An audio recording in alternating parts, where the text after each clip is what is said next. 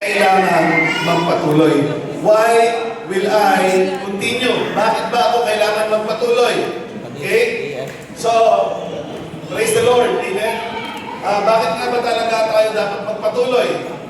When sometimes it's more convenient to quit. Diba? Hallelujah. Are you getting me? Pasensya na to sa dalawa nating Filipino-American. Okay? Tinagalog natin kasi napansin ko yung mga senior citizen, pag nagpiprint si pastor, puro English, natutulog na. Okay? Kaya ngayon, sinisigurado ko Tagalog. Okay? Ang mag-a-adjust na lang yung mga iba kasi kaya naman nilang mag-adjust. Amen? So, bakit ba kailangan magpatuloy? Tanungin mo sa katabi mo, bakit nga ba kailangan mong magpatuloy? Why? So, as always, actually, maraming dahilan para dapat tayo magpatuloy. But this morning, sa aking pag-iipag-usap sa Panginoon sa pamamagitan ng panalangin, the Lord led me to discuss to you at least tatlo. As always, kasi naniniwala yung pastor niya pag sobrang dami na points, hindi nyo rin naman maaalala. Diba? Kaya ang ginawa natin, every time I preach to you, 3 puntos lang kasi yun ang kaya ng ating kapasidad na karamihan sa atin, hindi natin makakalimutan yung message. So, bakit nga ba ang mga Kristiyano tulad mo at tulad ko, leader ka man o hindi ka leader, tatay, nanay, young people, children, kung naiintindihan mo na to, kahit na bata ka pa, okay, bakit hindi ka dapat mag-quit? Bakit hindi ka dapat hihinto sa paglilingkod, lalong-lalo na sa mga pinapagawa ni Lord sa buhay mo? Bakit? Bakit ba ako kailangan magpatuloy? Kailangan, bakit? For example, for me, bakit ba kailangan magpatuloy si Pastor when it is more convenient just for me? Okay, stop. And, huwag kang gawin yung pinapagawa ng Lord sa akin. It's more convenient. Less responsibility. Mawalan ako ng maraming responsibilidad. Ilimimit ko na lang yung sarili ko sa mga kaya kong responsibilidad. Right? Pero bakit kailangan ako magpatuloy manampalataya? Kailangan ako magpursige bilang isang pastor. Okay? Na ipursige ko yung pinapagawa ng Diyos sa buhay ko. At kahit na nahihirapan, kung minsan masakit sa ulo, masakit din sa damdamin, masakit sa bulsa, kailangan magpapatuloy ang isang taong katulad ko na nananampalataya sa Diyos. Katulad mo rin, hindi ko alam kung ano yung hinihintay mo. Hindi ko rin alam kung anong pinagdadaanan. I don't know what you are going through right now. Okay? Honestly, hindi ko alam kung bakit ito yung pinapag-usap ni Lord. Only one thing that I am sure of. Binibigay ni Lord itong message na to kasi marami sa atin, kailangan natin to. Amen? Including myself. So, bakit ba ako kailangan magpatuloy? Sabi ng Romans, dito sa aklat ng Romans, or Galatians chapter 6 verse 9, sabi niya, so let us not get tired of doing what is good. At just the right time, we will reap the harvest of blessing if we do not give up. Okay? Yung harvest ay mangyayari sa tamang kapanahonan kung hindi tayo susuko. Amen? Ito, meron akong sasabihin sa inyo bilang parte ng unang puntos. Okay? Let's go to the first point kasi tsaka babalikan mo na lang yan. First point, kagad tayo. Bakit ba kailangan hindi tayo hihinto sa mga pinapagawa ni Lord sa paglilingkod natin? Kung nanay at tatay ka Kristiyano ka, bakit kailangan hindi ka hihinto? Kaya yung manadagdag ng dahilan. Kung ikaw ay pastor, bakit hindi ka dapat hihinto? Kung ikaw ay leader, bakit hindi ka dapat hihinto? Okay? Number 1, dahil may ani ang hindi sumusuko. Okay? There is a harvest for those who doesn't give up. Okay? Sabi nga ng James, sa aklat ng James chapter 1 verse 12. Ang sabi niya, God blesses those who patiently endure testing, the temptation, testing and temptation. Afterward, they will receive a crown of life that God has promised those who love Him. Amen? So nakikita nyo, dito pa lang sa versikulong nito at saka yung versikulong na banggit ko kanina, na meron tayong dahilan para hindi huminto. Bakit? Okay, medyo parang itong unang dahilan na to ay medyo parang selfish. Bakit? Hindi ako hihinto kasi meron akong hinihinto. naghihintay. Kaya medyo konting selfish. Pero reality ng buhay, every one of us, siyempre naman meron tayong mga pangangailangan, meron tayong mga ideas, meron tayong gusto mangyari sa family natin, sa simbahan, mangyari sa personal mong buhay. So, kung ito ay naaayon naman sa kalooban ng Diyos, yung hinihintay mo, okay lang naman, amen, na hintayin mo talaga. Kahit ito ay pang-personal mo. Amen? So sabi ni James, God blesses those who patiently endure testing and temptation. Ang Panginoon ay pinagpapala ang mga tao, amen, na nagtatagumpay, yung naghihintay, yung may pasensya, amen, na sa kabila ng drama ng buhay, kahit marami kang pinagdadaanan, nahihirapan ka na, di ba? For example, tatay ka, may mga pangangailangan ng pamilya mo, okay? Kailangan mo silang ilaban, kailangan mong itaguyod ang pamilya mo. Pag nahirapan ka ba, hihinto ka na. So, isipin mo na lang, kapatid, lalong-lalo na sa buhay Kristiyano, tulad ng isang magsasaka, meron pong harvest, amen, na naghihintay sa atin. Okay? Now, let me show you this other slide.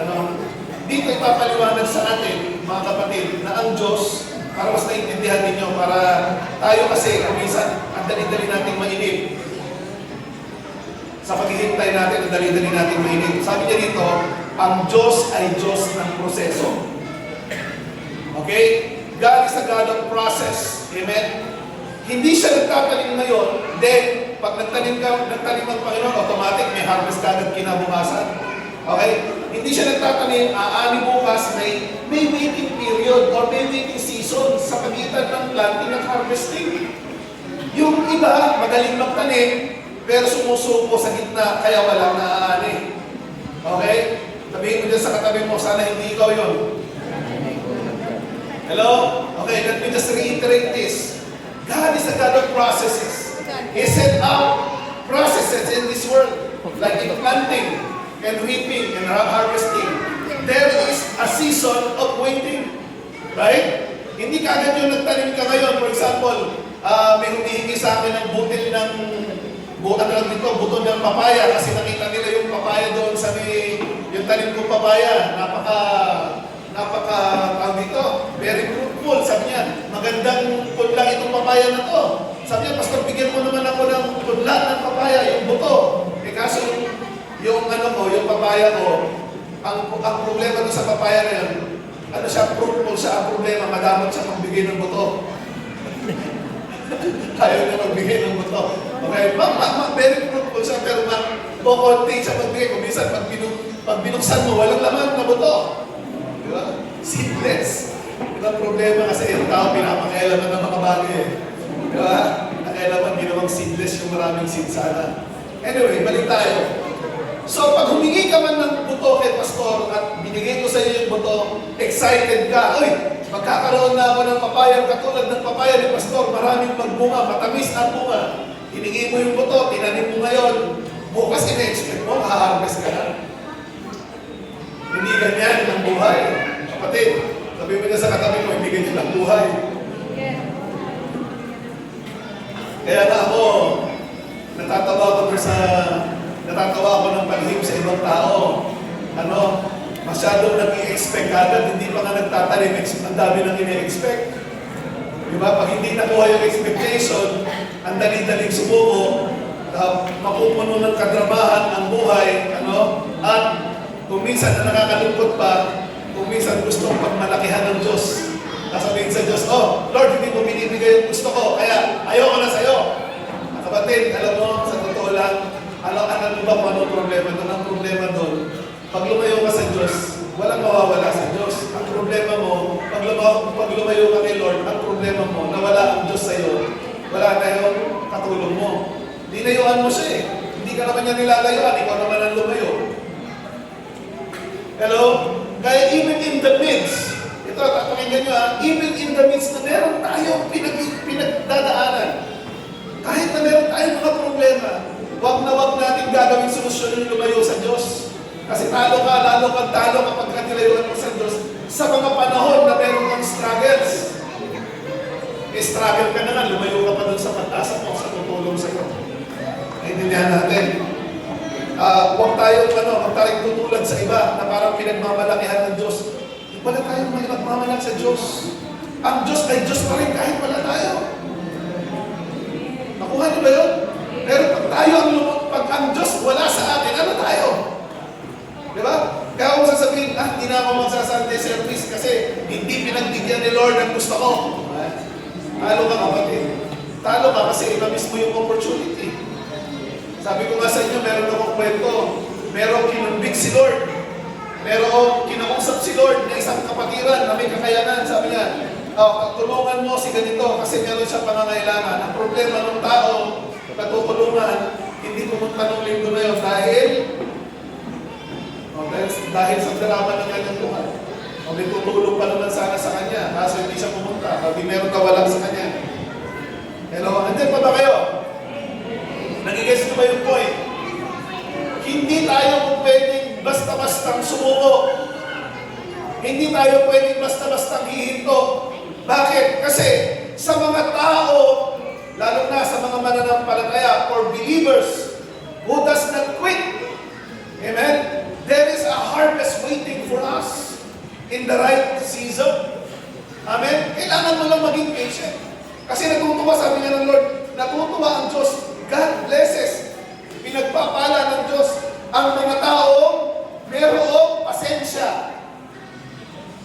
Sabihin mo sa katabi mo, meron ka bang pasensya?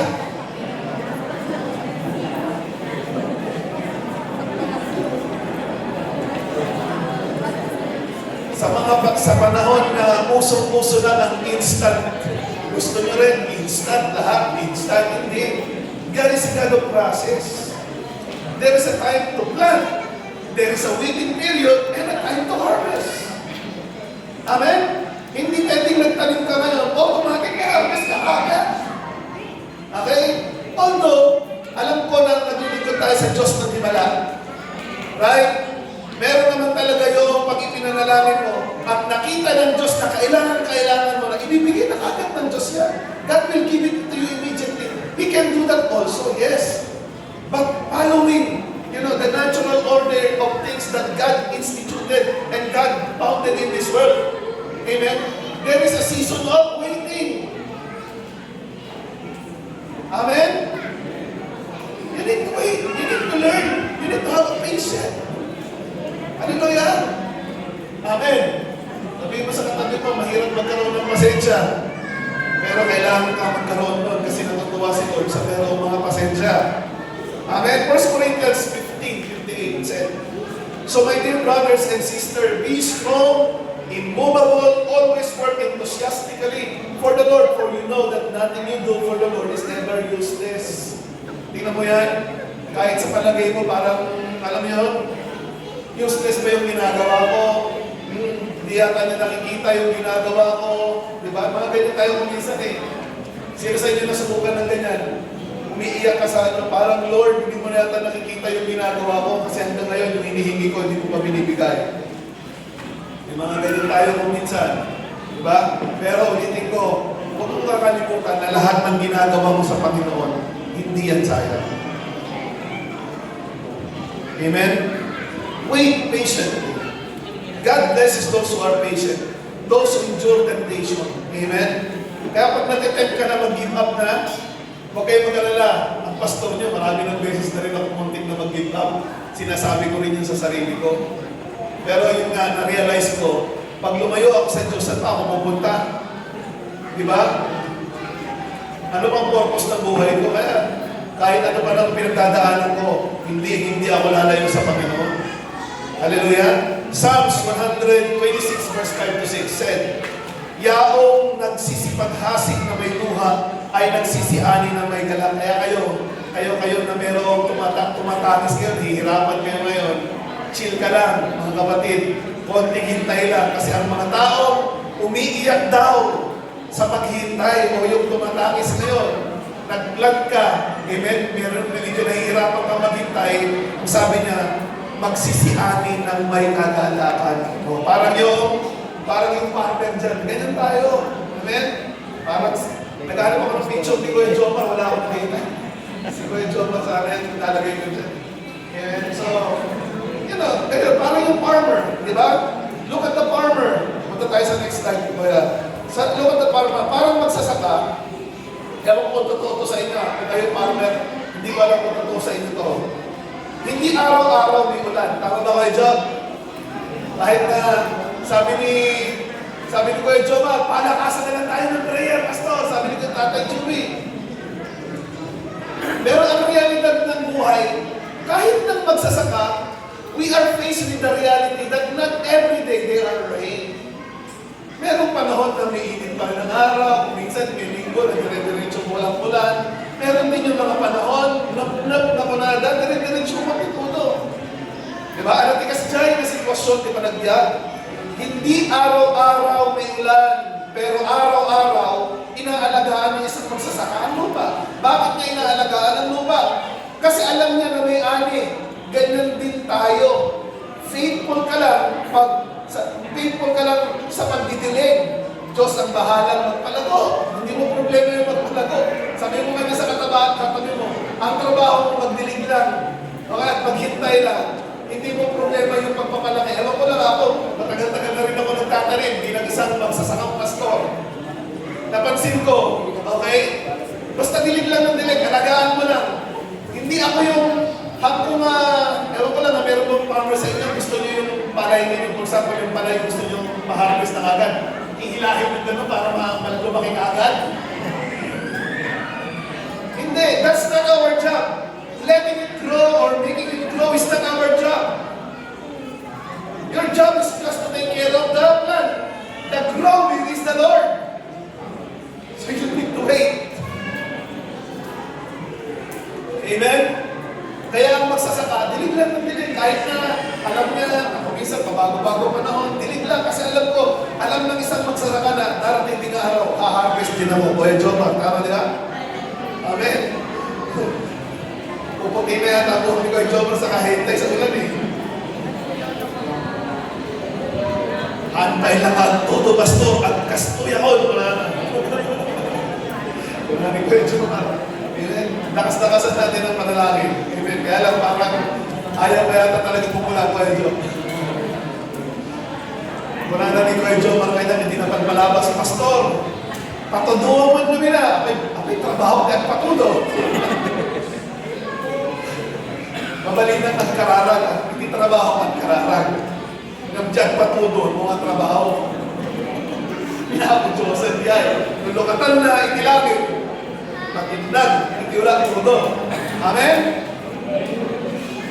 Kaya dahil hindi natin trabaho ang pagpapalaki, hindi natin, meron mga bagay na hindi natin kontrolado, si Lord lang ang may kontrolado. Kailangan natin ng 1, 2, 3, patience. Kasi pag wala kang patience, nag-quit ka. No? Katulad may nakita ako isang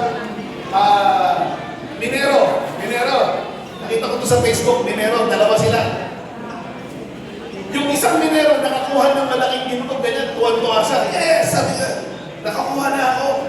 Pero yung isang minero, kayod siya ng kayod, hukay siya ng hukay. Wala siyang nahuhukay na ginto. Okay? And then dahil sa sobrang hirap na niya siguro sa pagmimina, ginawa niya, pinigilan niya, hindi niya alam, ganito na lang pala ang natitira dun sa lupa. Malapit na niyang matagpuan yung napakaraming ginto. Pero sumuko pa siya. Pakisabi mo niya sa katabi mo, konting taste na lang. Huwag ka nang susuko. Amen? Konting taste na lang eh. Sumuko ka pa. Diba? Nangis mo tuloy. Okay? So let us be like a farmer. Let's just continually to be faithful in nurturing, watering the plant. Because it is not your job to make it grow. The growth is the Lord. So you need patience. And you always remember that quitting is not an option. Hindi po option ang mag-quit. Because if you quit, mas malaki ang mawawala sa'yo pag nag-quit ka. Okay, tingnan natin si Ruth. Halimbawa ng Bible, si Ruth. Ano si Ruth? Sino si Ruth? Si Ruth ay yung Moabita, Moabite, woman, na ikaw ang isuna hindi Jewish family. Okay? Sa lahat ng kaibigan ni Ruth,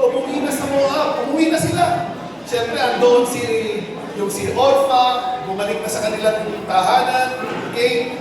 Yung pagpapatuloy niya sa gitna ng lungkot, ang nagdala sa kanya kay Boaz. Pakinggan nyo to, young people, mga nanay at tatay, yung kanyang pagpapagal, yung kanyang pasensya, yung nagdala sa kanya kay Boaz. Narinig ka ba yun? Sino si Boaz? Si Boaz ang kinsman redeemer, ang tagapagligtas. Amen? Yun na nag-ahon sa kanya sa hirap. Pag ang tao walang pasensya, hindi ka makakarating kay Boaz. No? Baka ang matagpuan mo si Bawas. Pinadali ba eh? Imbis na si Boaz sa sobrang pagmamadali, madali ng madali, ito na yun, pastor! Sure ka na? Hindi, ayoko na maghintay, ito na. Kaya, imbis na si Boaz ang natagpuan, si Bawas ang natagpuan. Puro bawas. Puro kalungkutan. Nawa natin. So, ang pagpapagal natin, ang pagkakaroon ng patience, brothers and sisters, will lead us towards the fulfillment, towards the harvest. Yung from kawalan, papunta ka sa karangyaan. Diba? Alam niyo pa ba yan, mga kapatid? Hindi ba yung naglalama sa inyo?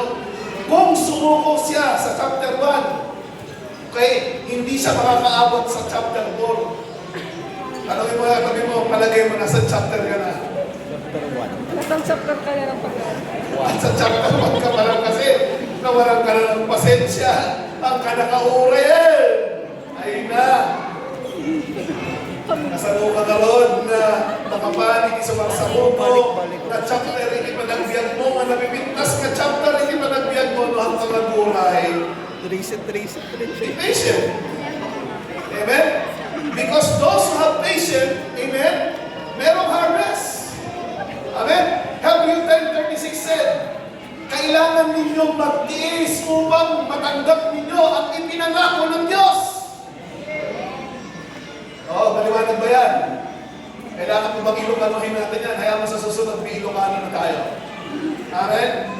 Kailangan daw natin, mga kapatid, na magtiis upang matanggap natin o matanggap ninyo ang pinangako ng Diyos. So, kasama sa pananampalataya natin yung pagtitiis. May period of waiting. Sa period of waiting, we need to be patient.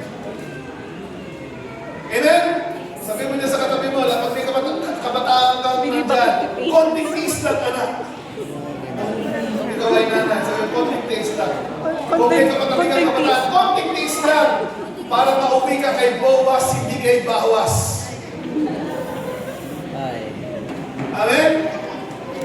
Si Boaz kasi, dadalhin ka sa napakagandang kalalagayan ng buhay, hindi lang yung maramiang buhay, relasyon sa Diyos. Amen? At sabi ko nga, Hebrews 10:36, kailangan din yung mag-iis, kailangan natin maging patient.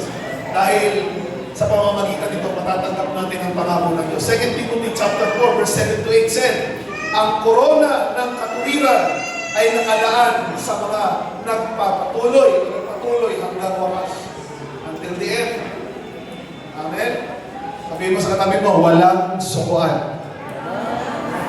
Waiting is not an option. Siguro, waiting sa, ano ba yun? Ungodly relationship. Sige, mag-quit na kayo. Pag ungodly relationship. Okay? Pwede na kayo mag-quit kung gano'n. Pero pag sa mga bagay sa Panginoon, option natin, huwag tayo mag-quit. Quitting is not an option. Okay? Handa na ba kayo sa number 2? Bakit hindi tayo dapat mag-iba? Hindi dapat mag-iba ang isang Kristiyano sa paglilingkod, sa pagtataguyod ng purpose ng Lord sa buhay niya. Okay, bakit? Kasi dahil ang Diyos ay gumagawa kahit hindi mo nakikita. Yun lang siguro ko yan, hindi ko. Kung minsan nga, napapahiya ka pa eh. Akala mo hindi gumagalaw si Lord, pero gumagalaw pala si Lord. Sino sa inyo yung ganyan? Yung bang, meron niya, hindi ba talaga? Pinapakinggan niya ba talaga yung prayer ko? Okay, parang wala naman. Okay? Ang pananaw natin ay ground level. Ang pananaw ng Diyos ay satellite view. Hindi lang bird's eye view, satellite view. Because He is the God of the universe. Kaya minsan feeling natin walang nangyayari. Pero sa langit, inaayos na ang lahat. Ang katahimikan ng Diyos ay hindi kawalan ng kilos. Hindi po ibig sabihin na hindi siya gumagalaw kung tahimik ang Diyos. Meron siyang galaw pa rin, hindi mo lang nakikita. Hinahanda lang ng Diyos. Amen? Oh. Yung mga naghihintay dyan ng tamang partner in life na ibibigay ni Lord, konting chip lang kayo. Under na process, pinaproseso pa ng Lord ng todo. Yung sinasabi ko, yung hinihintay, yung binibigay ng Diyos, hindi yung, okay, alam mo na kung sino, pero madrama ka pa. Romans 8:28 said, sa lahat ng bagay, gumagawa ang Diyos para sa ikabubuti natin. Amen? Kung tahimik man ang Diyos, hindi ibig sabihin wala siyang ginagawa. Yun ay kakabuti natin. Kung minsan tahimik si Lord, yun ay kabutihan ng Diyos sa'yo. Yung kung minsan hindi ka muna kausapin, kasi pag kinausap ka, lumalabas ang drama mo. Kaya mas maganda kung minsan hindi kinakausap, lalo kang tumitibay, lalo ka nagtitiwala. Sa aklat ng Habakkuk, chapter 2, verse 3, sabi niya, this vision is for a future time. If it seems slow in coming, wait patiently, or it will surely take place. Amen. Everybody say, surely. Kahit na may waiting period, pero pag pinangako, sinabi, pag sa'yo yun, sa'yo yun. Amen? Ibibigay ng Diyos yun. Kailangan ka lang maghintay, oo, pero mangyayari at mangyayari pa rin. Dahil niyo magbagang kanyayo at kanayon. Kulay nyo bumaya, mangyari lang ka. Medyo konting hintay. May mga panahon talagang ganyan. Ulitin ko yung sabi ni Habakkuk, the vision for a future time, if it seems slow in coming, wait patiently. Hallelujah. Si Esther, ito yung si Esther. Esther, alam niyo yung aklat ng Esther, the book of Esther, there are no mention of God in the book of Esther.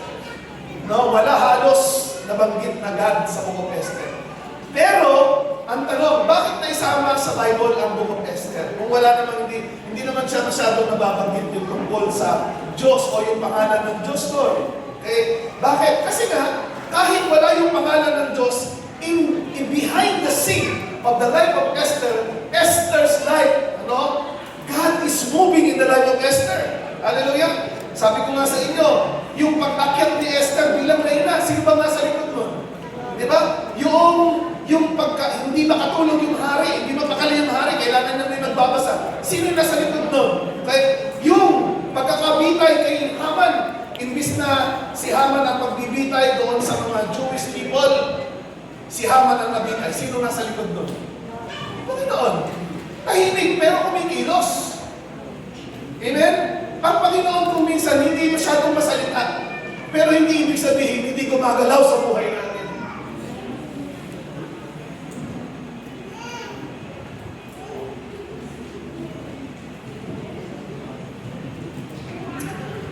Amen.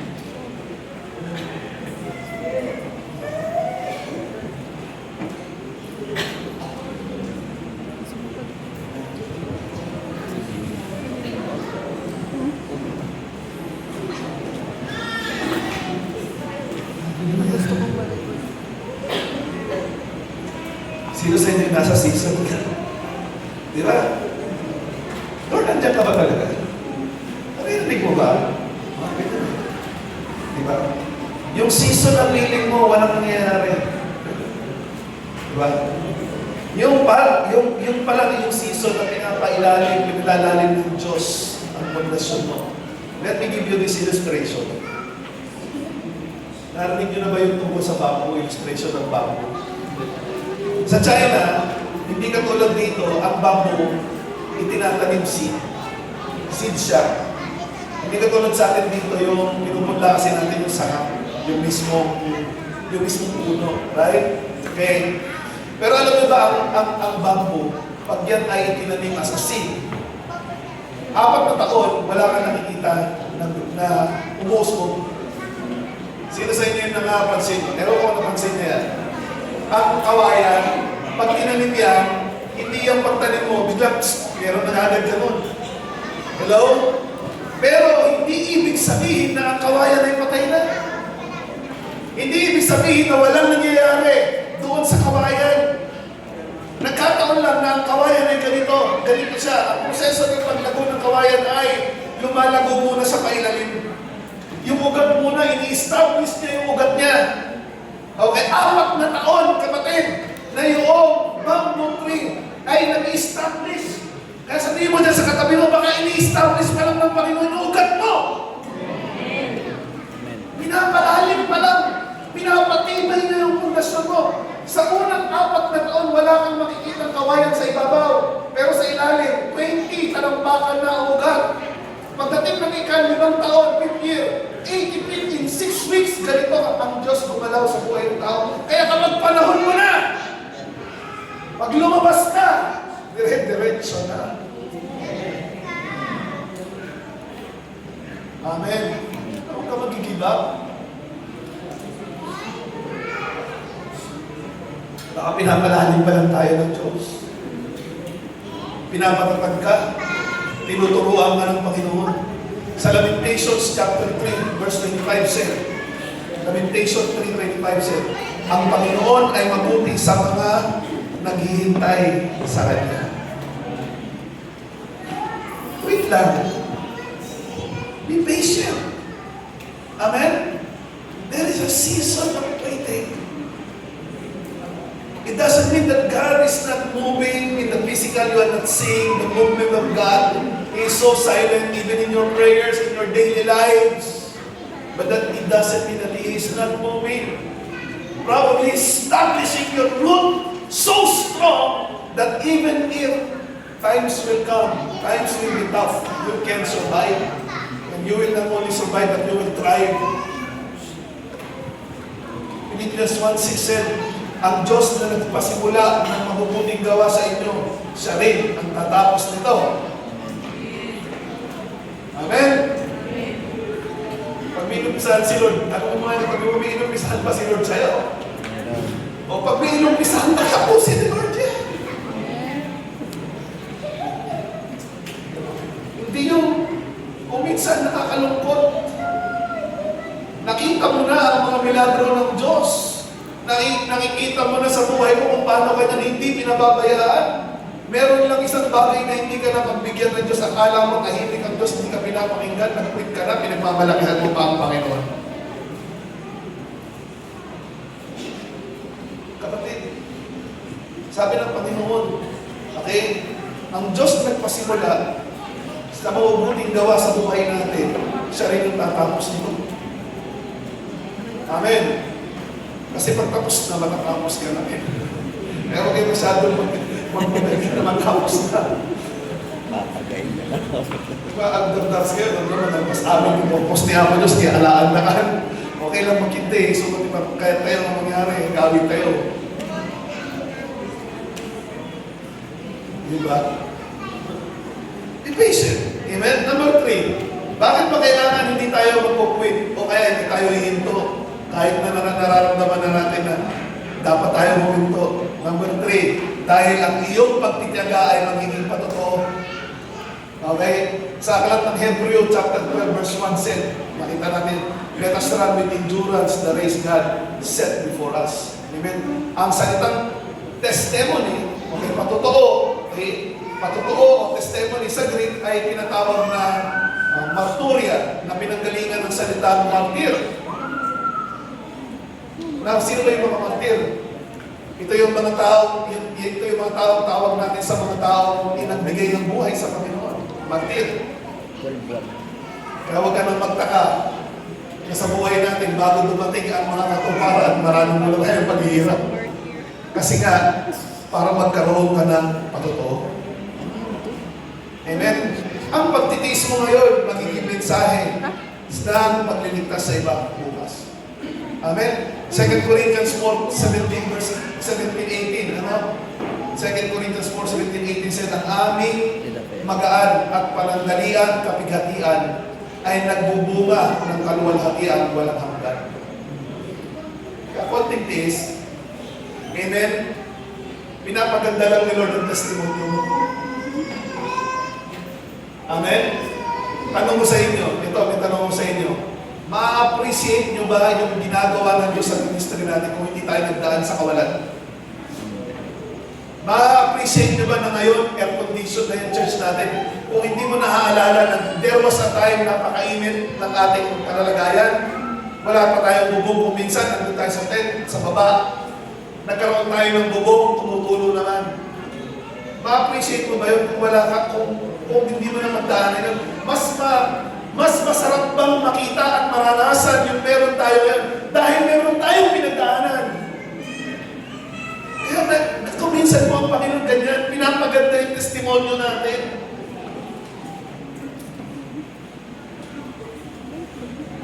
Pag nagsishare ako ng testimony sa iba, maaaring sa inyo, walang dating. Sanay na kasi kayo sa mga matitinding galaw ni Lord. Pero alam nyo, pag nagpupunta ako, lalo na sa Korea, nag-testimony ako, umiiyak yung mga nakakarinig. Kasi sabi ng Lord, Pastor, napakaganda ng testimony. Sabi ko, maganda yung testimony kasi nagdaan tayo sa hirap kasi. Di ba? Sa palagay nyo, ma-appreciate ba natin to kung halimbawa, for example, nung ipinanganak ang JHM Alaminos, okay, ganito na agad. Naintindihan natin, wala tayong testimony. Kumbaga, kaya natin nagawa, for example, mayayaman tayo lahat. Sana nga, no? Lahat tayo mayayaman na. Lahat, walang imposible, kaya natin gawin. Pero ngayon, alam nyo ba yung pinag-uusapan natin kuminsan, alam nyo ba ganito, ang daming ginagawa ng Lord. Bakit mo? Kasi nga po, nagdaan tayo sa hirap. Alam natin kung anong ibig sabihin ng mainit. Dahil ngayon, malamig na. Kaya-kaya mo lang i-distinguish ngayon. Di ba? Kaya, kapatid, kung may pinagdadaanan ka, konting kapit pa. Amen? Pinapaganda lang ni Lord ang testimony mo. The Lord is making your testimony better. Amen? So when people will hear about what the Lord has done in your life, they will say, God is there. Amen? Kasi hindi natin kaya natin. Amen? Pero bago natin nakaya, bago dumating ang mga milagro, bago dumating ang breakthrough, nagdaan muna tayo sa maghihintay. Kasabi mo sa katabi mo, nag-quit ka na, gusto mo na huminto katulad ng iba. Si Joseph the Dreamer, 13 years siyang nagtiis bago naging testimony ang kanyang pinagdaanan, yung pain. Kung sumuko siya sa kulungan, di ba? Walang Israel na nailigtas sa pagkulong. Kung sumuko siya. Kasi ang hirap ng pinagdaanan ni Joseph. Binugbog ng sarili niyang kapatid. Amen? Binugbog siya ng sarili ng kapatid. Ipinagbili ng kanyang sariling kapatid. Amen? Ikinulong ng walang kadahilanan. Diba? So, ano ang dahilan? Pero nakita niyo si Joseph nagpatuloy. Kaya, mga kapatid, lalo na kayo mga nanay makinig kayo, nanay, tatay, hindi tayo pwedeng basta-basta mag-quit. Alam niyo kung bakit? Kasi pag nag-quit tayo, paano yung mga anak natin? Paano yung pananampalataya ng ating mga anak? Kabataan, bakit kayo hindi dapat mag-quit? Kasi may pagkakataon kayo magtitestimonyo sa kapwa niyo mga kabataan at sa inyong mga magulang. Ulitin ko, si Joseph, 13 years. Sobrang hirap. Nabugbog, ipinagbili, nabitray, naikulong. Pero dumating yung araw nung siya yung marmes na. Tingnan niyo yun, naging instrumento si Joseph para sa kaligtasan ng maraming tao. Parang ang JHN, ganyan.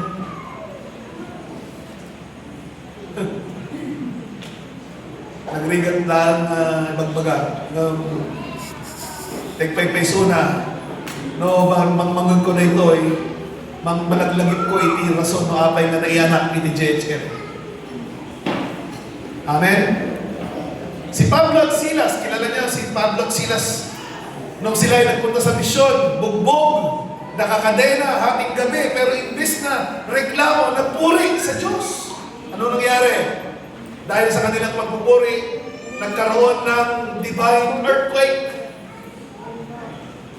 Naligtas yung buong pamilya ng bantay. Yung nagbabantay.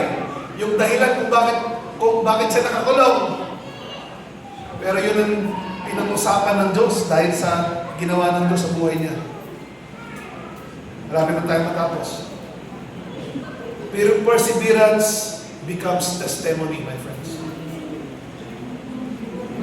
Your greatest testimony, mga kapatid. Hallelujah.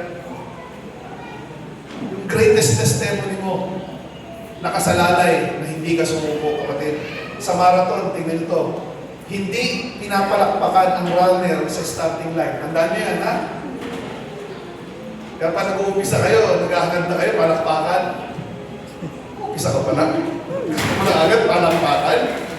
Hindi ka pa nga nanalo. Natatawa ako to sa iba eh. Batang-bata pa sa ministry, ang dami ng mga requirement. Daming ine-expect. Wala ka pa nga naitatanim, gusto mo na mag-harvest. Hello? Hindi pinapalakpakan ng runner kapag nag-uumpisa pa lang. Pero siguro yung pagdala-dala mo yung sarili mong cheering squad. Di ba? Sa finish line, doon tayo ma-appreciate at habang tumatakbo ka, may nanonood na bata na nagsasabi, maaari ganito, sabi niya. Kung nakaya niya, kakayanin ko rin. Kung kaya ni ate na gano'n, sa kabila ng kanya pinagdadaan, kaya ko rin yan.